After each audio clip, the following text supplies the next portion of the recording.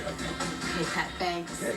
And thanks for watching WBRZ. Now, WBRZ News 2 at 10.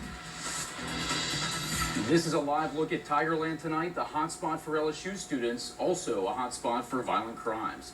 Over the past year, Baton Rouge police responded to hundreds of calls at the popular bar district south of LSU. The calls for everything from armed robberies to stabbings to attempted rape. But overall, crime in Tigerland is down following a series of reports from the investigative unit. News 2's Brett Buffington spent the past 8 months investigating the terror in Tigerland. So, Brett, what'd you find out? Sylvia, the bottom line is that frightened college students have run from the bars in Tigerland far too many times. Terror sparked by violent fights, the stabbing of an LSU football player, and someone firing shots in the air back at the beginning of football season. These are just a few of the cases captured in this months-long project to highlight the violence happening in Tigerland and spark change. It is a popular place for thousands of students at LSU. A mix of college bars and apartment living.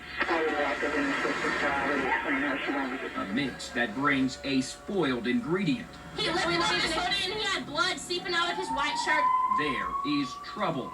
Somebody got stabbed! In Tigerland. I mean, everybody started scattering. Crime in surprising numbers. I saw somebody get stabbed. Few have seen just how violent Tigerland can be, like Rina Ahmed. Is Tigerland safe? At this moment, no. This mother of four, a gun held to her head in a holdup at this Tigerland store. Your life under the finger of somebody, like that's it. Now you're gone.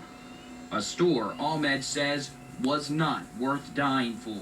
Today, the business she spent 20 years of her life building is no longer hers. She's leasing it to someone else out of fear for her safety.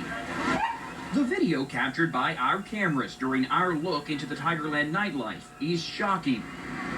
The night we recorded a Baton Rouge police officer unloading a gun. The loaded gun, police say this man, Christopher Hicks, had just waved towards a crowd in this parking lot. Police officers just happened to be standing nearby.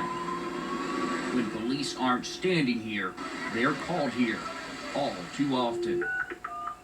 The investigative unit requested a year worth of 911 calls to 3 popular bars in Tigerland. A total of 183 calls for help.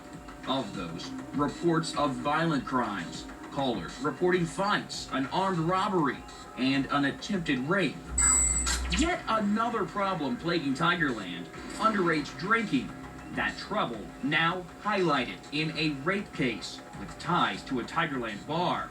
The 18-year-old victim in the case told police she and this 20-year-old, Devin Kleinpeter, who is now charged with the crime, were inside a Tigerland bar, taking shots and drinking mixed drinks. On the Monday night the rape allegedly happened.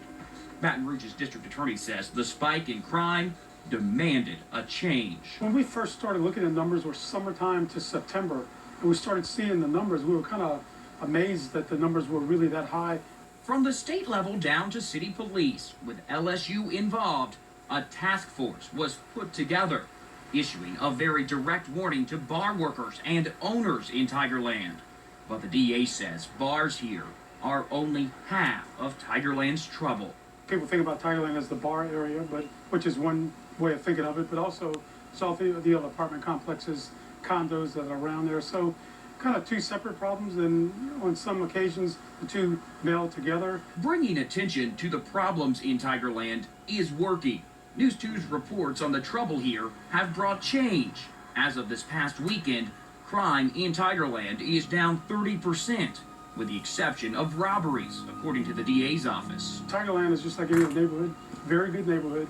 The people that live there, 99% of them are law-abiding, want a safe community. It's just that 1%, and that very small percent that causes the trouble. The hope is that crime will continue to decline. The DA says Tigerland will inevitably always have some trouble, as will any college bar district. Now it's gone, yeah. But it is too late for Ahmed, whose business was robbed after the crime crackdown started. Her hope is that one day this place for the college party life will be a place where everyone will feel safe. It's like nice atmosphere. This is a college campus area. And tonight, Tigerland is still far from being perfect. There are still several suggestions on the table when it comes to making Tigerland safer. The hurdle now is, where does the cash come from to make those a reality? So before we go, here's a question. What are some of the things that police are looking to add? I'm talking with the DA. One thing that they're really looking at is license plate readers. When you think of Tigerland, there's one main thoroughfare. They say going in and going out. License plate scanners there at the beginning and entrance of that main thoroughfare of Tigerland could really help deter crime. And Brent, what are the bar owners doing to cut down on crime? You know, one of the popular bars there, Reggie's. I was out on Saturday shooting some video for this story, and that owner told me that one thing he would like to do is bring in police officers to work security, to work the door. He said, when you think of a police officer standing at the door, checking the IDs, you're less likely to be underage and come up to a cop and pull out your ID if it's not real. But the Baton Rouge Police Department has a policy that doesn't allow their officers to work special duty at places that serve alcohol. Maybe some change in the future. A lot of hard work went on into this story, Brett. Thank you. News since 6